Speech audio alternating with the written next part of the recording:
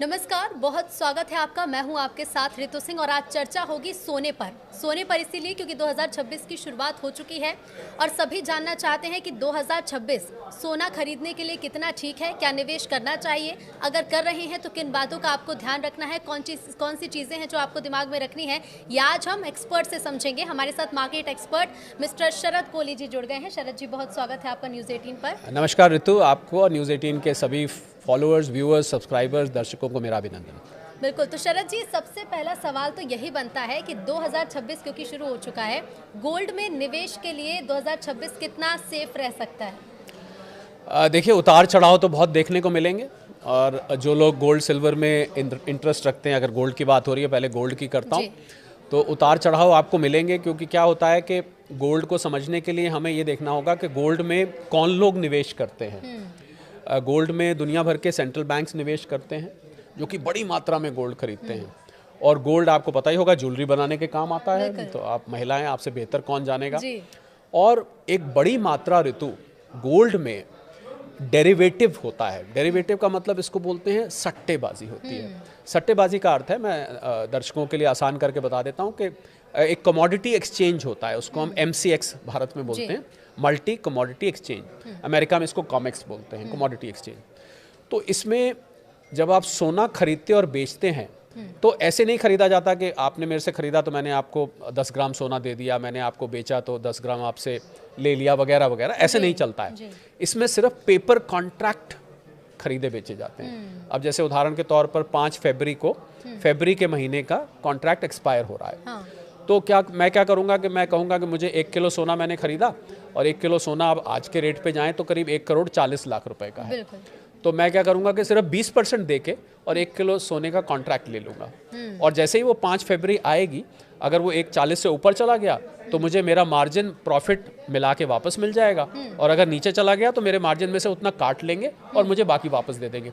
तो ये मैंने इसलिए बताया कि ये जो उतार चढ़ाव इतना होता है, इसका एक कारण ये है कि ये बहुत बड़ी मात्रा में सोना जो है वो पेपर ट्रेडिंग के जरिए, पहले पेपर बोलते थे, आजकल तो वो डीमैट होता है, उसके ज़रिए वो कॉन्ट्रैक्ट किया जाता है। तो इसको ये देखना पड़ेगा कि 2026 में आपको, क्योंकि होता क्या है कि ऋतु, जैसे आप और हम चर्चा कर रहे हैं, जितनी ज़्यादा इसकी चर्चा होती है और सोशल मीडिया पे जितना आपको सोने और चांदी की वो ब्रिक्स थंबनेल्स में दिखाई देती हैं, तो उतना ज़्यादा इसमें लोगों का इंटरेस्ट बढ़ता है। और सेंट्रल बैंक्स तो मैंने आपको बताया पहले ही खरीद रहे हैं। तो आपके सवाल का मैं अब सीधा जवाब दूं तो मुझे सोने का लॉन्ग टर्म ट्रेंड ऊपर को दिखाई देता है। हो सकता है 2026 में बीच में कुछ दिन के लिए ठहर जाए, कुछ दिन के लिए थोड़ी करेक्शन आए, ये भी हो सकता है, पर लॉन्ग टर्म ट्रेंड ऊपर दिखता है। और इसका एक बहुत बड़ा कारण ऋतु मैं और बता दूं कि जो जियोपॉलिटिकल टेंशंस हैं, ये जो दुनिया भर में आपने विश्व युद्ध की बातें बार बार सुनाई दे रही हैं, अलग-अलग देशों में युद्ध जैसे युद्ध जैसे हालात बन रहे हैं। अभी ट्रम्प साहब ने वेनेजुएला के लीडर को उठा लाया वहां से, और ईरान में चल ही रहा है। बिल्कुल, रूस यूक्रेन तो और घमासान हो चुका है। इनफैक्ट मैं क्योंकि जो लोग, और तो एक मजेदार बात मैं पहले बताऊं, जो लोग सोने और चांदी में इंटरेस्ट रखते हैं, उनको अंतर्राष्ट्रीय खबरों पर बहुत पैनी नजर बना के रखनी चाहिए। और मैं ये भी जोड़ दूं आपके चैनल पे कि भारत की जो इकोनॉमी के पैरामीटर्स होते हैं, पैमाने होते हैं, वो सोने और चांदी को ना के बराबर प्रभावित करते हैं। इस बात, ये बहुत इंपॉर्टेंट बात है। यानी कि भारत ने कोई आर्थिक नीति बनाई, बजट आया, अक्षय तृतीया आया, धनतेरस आया, शादी का सीजन आ गया, इससे सोने चांदी की कीमत में बहुत ही मामूली फर्क पड़ता है। हाँ, रुपया कमजोर हो तो थोड़ा यहाँ पर महंगा होता है। तो आप इन अंतर्राष्ट्रीय खबरों पर नज़र बना के रखिए। अगर वाकई में, मैं सबको आज ये हिदायत देना चाहूँगा, अगर आप सोने के शौकीन हैं और सोने में निवेश के शौकीन हैं, तो आपको अंतर्राष्ट्रीय खबरें आज से ही ट्रैक करनी शुरू कर देनी चाहिए। मैंने इसलिए जिक्र किया कि शायद कम लोग जानते हैं इस बात को कि रशिया के पास एक मिसाइल है, उसका नाम है ऑर्शनिक। और रशिया का एक पड़ोसी देश है, उसका नाम है बेलारूस, उसका बहुत घनिष्ठ मित्र है। उसने अपनी ऑर्शनिक मिसाइल को बेलारूस में, क्योंकि बेलारूस यूरोप के और नज़दीक है, वहाँ पर तैनात कर दिया है। और यूरोप के जो बड़े देश हैं, जिसमें फ्रांस में पेरिस उसका कैपिटल है, यूके का कैपिटल लंदन है, जर्मनी का कैपिटल बर्लिन है, पोलैंड का कैपिटल वॉर्सो है, मैं 4 नाम ले रहा हूँ, और भी देश हैं, उसने इसको निशाना साध दिया है उन देशों की तरफ और ये मिसाइल न्यूक्लियर हेड कैरी करती है। आप समझ सकते हैं कि कितनी खतरनाक परिस्थिति है। हम लोग ना यहाँ पर क्या है ऋतु, हम लोग अपने देश की खबरों में इतने खो जाते हैं। मामलों में ध्यान ही नहीं दे लालू प्रसाद जी क्या कर रहे हैं, तेजस्वी क्या कर रहे हैं, अखिलेश जी क्या कर रहे हैं, हमारे नीतीश बाबू क्या कर रहे हैं, हमारे छत्तीसगढ़ में क्या हो रहा है, एमपी में क्या हो रहा है, राजस्थान में, कि हम अंतर्राष्ट्रीय खबरों को भूल ही जाते हैं, जबकि दुनिया तो बहुत बड़ी है। तो मुझे लग रहा है सोने चांदी के निवेशकों को और ट्रेडर्स को अगर वो अंतर्राष्ट्रीय खबरें नहीं खंगाल रहे तो वो हमेशा ही असमंजस में बने रहेंगे, उनको कुछ नहीं पता लग पाएगा कि क्या खबरों को देखकर वो कैसे समझे। जैसे आप तो मार्केट एक्सपर्ट है तो बता देंगे कि चलिए 2026 कितना सेफ है या फिर सोने में निवेश कितना सेफ है। लोगों ने देखना शुरू भी किया है तो वो उससे कैसे आकलन कैसे करें कि निवेश ठीक है या नहीं? बहुत आसान है ऋतु, बहुत आसान है। जब जब आपको लगे कि ये जियोपॉलिटिकल टेंशन बढ़ रही है, जब आपको लगे एक मिसाइल चली, एक रॉकेट चला, ईरान के लीडर ने ये स्टेटमेंट दिया, पुतिन साहब ने कहा मैं छोड़ूंगा नहीं, ट्रम्प साहब ने कहा कि अब तो मैं लेकर रहूंगा ग्रीनलैंड को, तो जब जब आपको इस प्रकार की स्टेटमेंट सुनाई दें, समझ लीजिए सोना खुश हो रहा है। खुश हो रहे का मतलब है कि समझ लीजिए कि सोना ऊपर जा रहा है। तो कुल मिला के अगर दूसरी भाषा में कहें तो जब जब जियोपॉलिटिकल टेंशन बढ़ेगी, सोना और चांदी आपको ऊपर जाते हुए दिखाई देंगे। तो एक तो दर्शक इस बात का ट्रैक रख सकते हैं, एक और वो ट्रैक रख सकते हैं, डॉलर को भारतीय रुपए के खिलाफ नहीं, पर बाकी 4 करेंसीज का मैं नाम ले रहा हूँ, Swiss franc, euro, Japanese yen और ब्रिटिश पाउंड। इन 4 करेंसीज के खिलाफ अगर आपको डॉलर कमजोर होता दिखाई दे, समझ लीजिए सोना रॉकेट होने के लिए तैयार है। तो ये दर्शकों को नोट कर लेना चाहिए कि भारतीय करेंसी के अलावा जो 4 आपने नाम बताया, अगर इनके खिलाफ डॉलर जा रहा है तो कमजोर हो रहा है। और पिछले 1 साल में ऋतु मैं बताऊंगा, पिछले 1 साल में 50 साल में सबसे ज्यादा गिरावट इन 4 करेंसीज के खिलाफ आई है। रुपए के मुकाबले तो 90 से ऊपर चल रहा है। मुझे लगता है कि कोई दर्शक ध्यान भी नहीं देते होंगे कि दुनिया में क्या चल रहा है, और हम सोने में अगर निवेश करें तो हमें किन चीजों पर ध्यान देना है। बहुत काम की चीज यही बताना। और एक खबर और पर नजर रखें, अगर कहीं से रख सका, मुझे लगता है न्यूज़ 18 से बढ़िया कोई प्लेटफॉर्म नहीं है जो आपको ये बताएगा।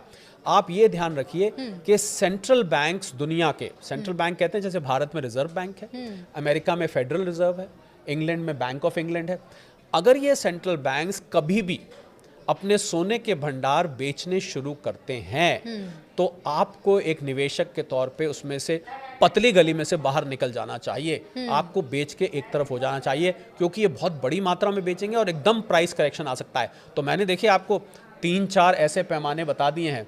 अगर आप न्यूज़ खंगाल के या न्यूज़ 18 के जरिए अगर आप ये निकाल लें तो आप हमारा सिर्फ भी पॉडकास्ट देख लीजिए, आप समझ जाएंगे कि गोल्ड में निवेश कितना सेफ है। अच्छा, भारतीय बाजार की अगर हम बात करें, क्योंकि खरमास खत्म होने वाला है, शादी का सीजन शुरू होगा। हालांकि जिनकी शादी होने वाली उन्होंने तो गोल्ड खरीद लिया होगा, लेकिन उसके बाद हम देखते हैं कि शादी का सीजन शुरू हो जाता है तो गहने खरीदने वाले लोगों की संख्या बढ़ जाती है। सब अपनी बच्ची को गहने देना चाहते हैं, गोल्ड में निवेश भी करते हैं। और आजकल तो लोग, महिलाएं खासतौर पर जो हमें देख रही होंगी, वो तो ये समझ रही होंगी कि महिलाओं के लिए निवेश मतलब है गहने खरीद लो कि उनको पहन भी लो, और उसके बाद जब रेट बढ़ेंगे तो उसके भी बढ़ जाएंगे। इसका बाजार पर कितना असर पड़ता है? जब शादी का सीजन आ जाता है तो बाजार में तेजी आएगी क्योंकि रेट भी बढ़ रहे हैं, या फिर रेट बढ़ रहे हैं तो इस बार बाजार थोड़ा सा कमजोर नजर आएगा, भारतीय बाजार? कुछ 100 रुपए का फर्क पड़ता है भारत में शादी के सीजन से। और शादी वालों को तो मैं सलाह दूंगा, अब तो बड़े बड़े ज्वेलरी ब्रांड जो हैं उन्होंने ऋतु लो कैरेटेज ज्वेलरी निकाल दी है। आप 22 कैरेट का मत लीजिए, आप 18 का ले लीजिए, 9 का ले लीजिए, आप 14 कैरेट का ले लीजिए, आप उससे ले सकते हैं। ज्वेलरी में निवेश नहीं करना चाहिए, क्योंकि ज्वेलरी को आप निवेश करेंगे तो आपका मेकिंग चार्जेस कट जाएगा और आपकी उसमें इम्प्योरिटी, जिसको गांव की भाषा में खोट कहते हैं, वो खोट निकाल दी जाती है, तो उससे आपका रिटर्न उसमें कम हो जाता है। तो अगर आपको गोल्ड लेना है निवेश के लिए तो आप बिस्किट्स ले सकते हैं, कॉइन्स ले सकते हैं, और सबसे अच्छा तरीका तो ऋतु ETF है। तो जहाँ तक आपने शादी की बात करी, मुझे लग रहा है आप शादी जो लोग कर रहे हैं उनको समझ में आ गया है कि भैया अगर किसी ने अपनी बेटी को मान लीजिए 5 तोले देना था, 50 ग्राम देना था, अब वो बेचारे 10 ग्राम ही मुश्किल से खरीद पा रहे हैं या 20 ग्राम खरीद पा रहे हैं। तो कोई बात नहीं, मुझे लग रहा है, देखिए तो आप ये बात मानेंगे, आप महिलाएं, आप इस बात से कुछ समझ सकती हैं। आप जब शादी में पहन के जाते हैं और रील बनानी होती है, फोटो खिंचवानी होती है, थोड़ी ना कोई पूछता है ये मैडम जरा बताइए कितने कैरेट का आपने पहना हुआ, ऐसे कौन पूछता है? आपने उस टाइम सजा और आपने उसको फोटो वोटो खिंचवाई, रील खिंचवाई, तो आप गहने को लो कैरेटेज का हालांकि लगे। देखिए गहने का मुझे भी बड़ा शौक है, लेकिन अब मुझे लग रहा है इस पॉडकास्ट के बाद कि गहने से अच्छा है कि गोल्ड बार मैं खरीदूं। अच्छा, डिजिटल गोल्ड, फिजिकल गोल्ड कितना अलग होता है, मतलब इसमें कैसे लोग डिफरेंस समझे कि निवेश कहाँ पर करना ठीक है? मुझे लग रहा है सबसे अच्छा निवेश का जो इस समय सोने में एरिया है वो ETF है, एक्सचेंज ट्रेडेड फंड। ये एक म्यूचुअल फंड की तरह होता है, ठीक है। और इसमें एसेट मैनेजमेंट कंपनी आपके लिए सब लोगों का कंट्रीब्यूशन लेके आपके लिए गोल्ड खरीदती है। और सबसे अच्छी बात इसमें यह है कि जितना आप निवेश कर रहे हैं ऋतु इसमें, उतने का भंडार इनको अपने वेयर हाउस में रखना पड़ता है। यानी कि आपने जो खरीदा है वो कहीं है हवा हवाई नहीं है। और इसमें आप छोटी मात्रा में भी ले सकते हैं। और अच्छी बात यह है कि ये शेयर मार्केट में ट्रेड होता है, तो आप कभी भी इसमें से निकल सकते हैं। और अब तो T+0 है। T+0 का मतलब होता है, T+1 का मतलब होता है कि आपने आज बेचा, कल पैसे आपके बैंक अकाउंट में आ जाएंगे। तो बहुत ही अच्छा ये तरीका है, सेफ भी है। और जो लोग लॉकर वगैरह में रखते हैं, उनको मैं पहले भी न्यूज़ 18 पे मैंने ये बात बोली है कि लॉकर में जो इंश्योरेंस होता है वो आपके लॉकर के रेंट से मात्र 100 गुना होता है। तो अगर आपका 2000 रुपए का रेंट है तो 2 लाख रुपए का इंश्योरेंस है। उससे ज्यादा का अगर भगवान न करे कभी नुकसान हो जाता है तो आपको वो पैसा नहीं मिलेगा। तो ETF और डिजिटल गोल्ड की आपने बात करी, डिजिटल गोल्ड मान्य नहीं है। अगर कोई प्लेटफॉर्म कर रहा है तो अपने रिस्क पे कर रहा है। सेबी ने इस पर वार्निंग दी है कि हमारा कोई कंट्रोल नहीं है, कल को किसी के पैसे डूब गए, हमारा दरवाजा मत खटखटाना कि भैया मैंने तो डिजिटल गोल्ड में किया था। ETF is the safest way. अगर आपके पास रखने की इंतजाम है, सेफ जगह है, तो आप कॉइन्स या बार्स भी ले सकते हैं। अच्छा, जो निवेश करते हैं, जो नए लोग हैं, पहले से कुछ लोगों को शायद ये आइडिया होगा भी, लेकिन निवेश कितने सालों तक के लिए करना चाहिए? क्योंकि मैं अगर 2020 की बात करूं, सोने के जो दाम थे 40,000 के आसपास थे प्रति 10 ग्राम। 2025 में हम डबल छोड़िए 1 लाख के पार पहुंच गए। 26 से अगर 30 की बात करें तो इन 5 सालों में भी काफी बदलाव देखने को मिलेगा और जो चढ़ाव भी होगा, यानी कि कीमतें बढ़ेंगी। तो कितने साल के लिए निवेश गोल्ड में करना चाहिए? देखिए, पहले तो हम ये बोलते थे कि गोल्ड में आप लंबे वक्त के लिए निवेश करें। हालांकि मैं यहाँ पर एक आपकी इजाज़त से डिस्क्लेमर देना चाहूँगा कि अगर आप निवेश कर रहे हैं इस पॉडकास्ट के आधार पर, तो अपने इन्वेस्टमेंट और फाइनेंशियल एडवाइजर से सलाह लेके निवेश करिए। हम लोग ये कोई निवेश की सलाह नहीं है, ये एक विश्लेषण है सारे फैक्टर्स का। तो पहले तो हम बहुत लंबे वक्त का ऋतु बोलते थे कि 5 साल 10 साल के रखिए। अब मैंने तो 2 साल और 5 साल के लिए भी आप रखेंगे तो आपको ये बहुत अच्छा रिटर्न देगा, क्योंकि अंतर्राष्ट्रीय परिस्थिति, ये जो मैंने शुरू में 3-4 फैक्टर बताए, ये इस प्रकार की बन रही। और मैंने तो ऋतु एक नई चीज इजाद की है, उसका नाम है TMI। आप गेस भी नहीं कर सकते कि वो क्या चीज हो सकता है। Trump mood index. ये आप अगर ECG का ग्राफ भी प्लॉट करेंगे ना, तो आप ECG का ग्राफ देखिए, ऐसे ऐसे ऐसे ऐसे ऐसे होता है। पर ट्रम्प मूड इंडेक्स इससे भी ज्यादा वॉलेटाइल होती है।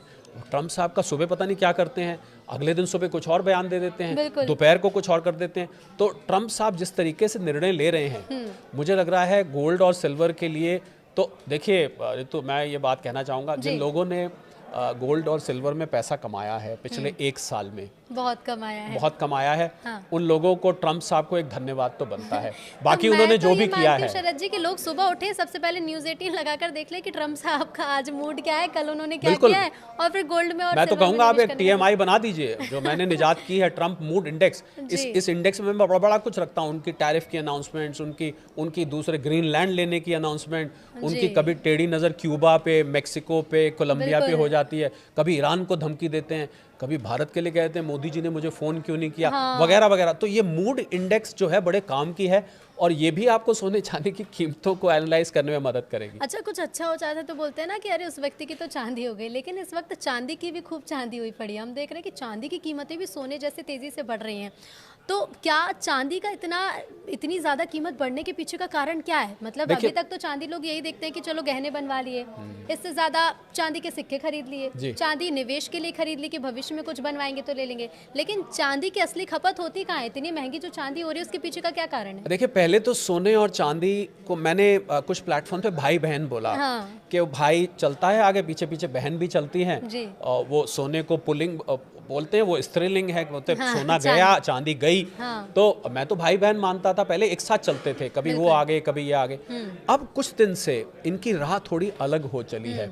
तो चांदी में एक बड़ी बात ये हुई है कि चांदी जिन चीज़ों में इस्तेमाल होती है, उन प्रोडक्ट्स की डिमांड एकदम से बढ़ रही है। 3 चीज़ों के मैं नाम लेना चाहूँगा। सोलर सेल्स, हालांकि और भी चीज़ों में होती है, एक इलेक्ट्रिक व्हीकल्स, और उससे भी ज़्यादा ऋतु जिसमें सबसे ज़्यादा डिमांड आ रही है AI डेटा इक्विपमेंट, ये जो चिप्स वगैरह बनते हैं ना, जो आर्टिफिशियल इंटेलिजेंस में अमेरिका की सबसे बड़ी कंपनी NVIDIA वो बनाती है, उसमें चांदी का इस्तेमाल होने लगा है। तो जब से AI डेटा इक्विपमेंट और इलेक्ट्रिक व्हीकल्स का प्रचलन बढ़ गया है, तब से चांदी की डिमांड बढ़ गई। और चांदी के बारे में आपको एक मैं जानकारी दे दूं कि जितनी चांदी खनन की जाती है, माइन करी जाती है, उस चांदी में से आधी चांदी लगभग खत्म हो जाती है। तो ये कहाँ जाती है और ये नहीं, वो चांदी तो इतनी? हाँ। अब आप लगाए, आपने अगर सोलर सेल में लगा दी, हाँ। तो सोलर सेल बना के आपने छत पे लगा दिया, तो सालों तक लगा हुआ है। हाँ, यानी और कि अगर जितना किसी उसका उत्पादन हो रहा है उससे आधी खपत होती वो खत्म हो जाती है। अब आपने चिप में लगाई, तो चिप तो लग गया किसी, मान लीजिए लैपटॉप में या किसी चीज में, या AI डेटा, तो वो तो कितने साल के लिए लग गया, वो चांदी समाप्त हो जाती है। तो बची हुई जो 50% चांदी है, उसी में निवेश होता है। और चांदी के बारे में मैं ऋतु एक बात और, जो मैंने शुरू में स्पेकुलेटिव और डेरिवेटिव की बात की थी, 1 किलो चांदी के पीछे, ध्यान दीजिएगा इस बात पे, बहुत बड़ी बात है ये, 1 किलो चांदी के पीछे 356 गुना उसमें सट्टेबाजी होती है। यानी कि चांदी असल में 1 किलो है, तो उसके जो स्पेकुलेटिव कॉन्ट्रैक्ट्स है वो 356 गुना होते हैं। इसीलिए चांदी में आपको इतना ज़्यादा उतार चढ़ाव दिखता है। तो चांदी में सोने से ये फ़र्क है कि वो एक तो कंजम्पशन के लिए यूज़ होती है, और उसके हाल में ऋतु क्या हुआ है, शॉर्टेज महसूस हो रही है। ये जो कंपनियां हैं, AI डेटा इक्विपमेंट की कंपनी है, इलेक्ट्रिक व्हीकल्स की कंपनी है, ट्रम्प साहब भी इसको लेके बहुत परेशान है। अच्छा। उन्होंने वेनेजुएला में सोने चांदी के रिजर्व्स भी हैं, तेल के अलावा। तेल के पीछे उन्होंने वहाँ के मडूरो साहब को, आपको पता ही है सारा किस्सा, वो सोने चांदी के रिजर्व्स पर भी उनकी नज़र है। और चाइना ने क्या किया है कि चांदी को, जो 17 रेयर अर्थ मिनरल्स होते हैं, इसको 18वां बना दिया है। हाँ। और ऐसा पता लगा है कि चांदी को चाइना दबा के बैठ गया है। उसको पता है कि ये ऐसी चीज़ है जो कल को नहीं मिली तो इनकी टेस्ला, इनकी NVIDIA, हाँ, इनकी ये कंपनियों को दिक्कत हो जाएगी। तो ये चांदी का खेल जो है वो थोड़ा सा अब सोने से अलग हो चला है। परंतु मैं ये बात कहना चाहूँगा, भले ही चांदी ने पिछले साल सोने से डबल से भी ज़्यादा रिटर्न दिया है, फिर भी मैं मानता हूँ कि सोना ज़्यादा सॉलिड है, सोना ज़्यादा ठोस है, और सोना ज़्यादा रोबस्ट है, और सोना आपको इतना ज़्यादा वॉलेटाइल नहीं दिखेगा। चांदी जो है बिल्कुल बहुत उतार चढ़ाव भरी दिखती है, क्योंकि उसमें सट्टेबाजी पहले से ज़्यादा होने लगी। तो चांदी में कितना सेफ है? सोना ज़्यादा आप बता रहे हैं बेहतर है फिर निवेश के लिए, चांदी में निवेश करना कितना सेफ है? और क्या ध्यान में चीज़ें रखनी चाहिए कि अगर चांदी खरीद रहे हैं या फिर निवेश के पर्पज से खरीद रहे हैं, तो कौन सी चीज़ों को ध्यान में रखना? देखिए, पहली बात तो चांदी में भी ETF ही माध्यम बेस्ट है, क्योंकि चांदी का तो अगर आप फिजिकल फॉर्म रखेंगे तो आप 10 किलो अगर चांदी लेंगे तो आपको एक कमरे से दूसरे कमरे में उठा के रखना ही मुश्किल हो जाएगा, तो इतनी भारी हो जाएगी। तो ETFs ही बेस्ट हैं। और देखिए, वैसे तो निवेश की सलाह, जैसा मैंने कहा, कि आप अपने इन्वेस्टमेंट और फाइनेंशियल एडवाइजर से पूछ के लें। परंतु अगर कोई पोर्टफोलियो बना रहा है तो उसमें अभी भी मुझे लगता है 60-70% गोल्ड रखना चाहिए, और 30-40% से ज़्यादा चांदी नहीं रखनी चाहिए, क्योंकि चांदी थोड़ा रिस्की ज़्यादा है, और क्योंकि इसमें सट्टेबाजी ज़्यादा है, तो एक हम शब्द इस्तेमाल करते हैं ऋतु, आपने भी सुना होगा, कि बबल बन जाता है। हाँ। तो थोड़ा सा बबल चांदी में ज़्यादा है। और बाकी तो देखिए आगे, मैं ये भी मानता हूँ ऋतु, ये सारी बात कहते हुए, हाँ। हम हालांकि बहुत डिटेल में पॉडकास्ट कर रहे हैं कि अंतर्राष्ट्रीय परिस्थितियां इस प्रकार से बदल रही हैं, और इतनी रफ्तार से बदल रही हैं कि हम कुछ भी बात अभी कंफर्म तरीके से अगर कहते हैं तो वो हफ्ते 10 दिन बाद एकदम परिस्थिति बदल जाती है। तो इसलिए ये दर्शकों से मैं बहुत विनम्र निवेदन करूंगा कि हमने जितनी भी बात बोली है उसको आप अभी तो जहन में बसा लें, पर आप इन खबरों पर नजर रखें। हो सकता है जो मैंने बात बोली उसमें से परिस्थिति एकदम कुछ बदल जाए, और अगर मूड या फिर ठीक हाँ, वो TMI, वो जो ट्रम्प मूड इंडेक्स है, अगर वो मूड इंडेक्स ऊपर नीचे गई तो फिर ये परिस्थिति बदल सकती है। तो इसलिए आप सोच समझ के करें। और एक बात और मैं जो मैं कहना चाहूंगा कि लोगों ने, मैंने सुना ऋतु, लोगों ने अपनी प्रॉपर्टी बेच के, लोगों ने शेयर मार्केट में अपने शेयर्स बेच के, लोगों ने अपनी FDयां तोड़वा के सोने चांदी में पैसा लगा दिया। ऐसा नहीं करना चाहिए। एक इन्वेस्टमेंट की दुनिया में कहावत होती है, never put all eggs in the same basket. अपने सारे पैसे को एक ही जगह नहीं रखना चाहिए, फैला के रखना चाहिए। भले ही आपको चांदी ने 170% रिटर्न दिया है। गोल्ड का हिस्सा कितना होना चाहिए? मतलब आपके पोर्टफोलियो में गोल्ड और सिल्वर इन्वेस्टमेंट का कितना हिस्सा? मुझे लगता है कि टोटल इन्वेस्टमेंट पोर्टफोलियो किसी का है तो उसमें 20-25% से ज़्यादा चांदी सोना नहीं रखना चाहिए। भले ही इस टाइम वो नंबर 1 हीरो है और हीरोइन है, पर तब भी इससे ज़्यादा आपको नहीं रखना चाहिए। आपको अपनी इन्वेस्टमेंट्स को ऋतु फैला के रखना चाहिए। कुछ म्यूचुअल फंड में, कुछ अच्छा शेयर्स शरद जी, में। बिल्कुल ये सारी पोर्टफोलियो मैनेज करने की तो चीज़ें हैं ही, लेकिन एक चीज़ ये भी कि 5 वो बातें हैं, 2 या 3 वो बातें जो गोल्ड इन्वेस्टमेंट में ध्यान में रखनी, जल्दी से वो भी बता दीजिए। पहली बात तो आप भाव आवेश में ना आए, हाँ। पहली बात। दूसरी बात, लंबे वक्त के लिए रखें। तीसरी बात, जब जब इसमें करेक्शन आए तो थोड़ा थोड़ा करके लें, सारा पैसा एक साथ ना लगाएं। और अगर आप लंबे वक्त के लिए ले रहे हैं, आखिरी बात, तो रोज रोज इसका रेट आप देखेंगे ना, तो क्या होगा, आपका मन करेगा आज प्रॉफिट बुक करके और कुछ पार्टी वार्टी कराएं, कहीं घूम फिर आएं, अब तो प्रॉफिट हो गया। ये काम अगर आप करेंगे, प्रॉफिट तो मिल जाएगा आपको क्योंकि ऊपर जा रहा है, पर आप बड़े प्रॉफिट से बिल्कुल अपने आप को महरूम कर लेंगे, बड़े प्रॉफिट से आप अपने आप को डिप्राइव कर लेंगे। तो जरूरी है कि इन्वेस्टमेंट करिए, थोड़े समय के लिए भूल जाइए उसे। लंबे वक्त के लिए इसको रखिए, बीच बीच में रेट चेक करिए, न्यूज़ 18 देखते रहिए, आपको रेट तो वैसे ही पता लगते रहते हैं। बिल्कुल बिल्कुल शरद जी, बहुत शुक्रिया आपका इस पॉडकास्ट में हिस्सा लेने के लिए। तो उम्मीद है कि सोने चांदी से जुड़े हुए जितने सवाल होंगे इस पॉडकास्ट में आपको उन सभी के उत्तर मिल गए होंगे। नमस्कार।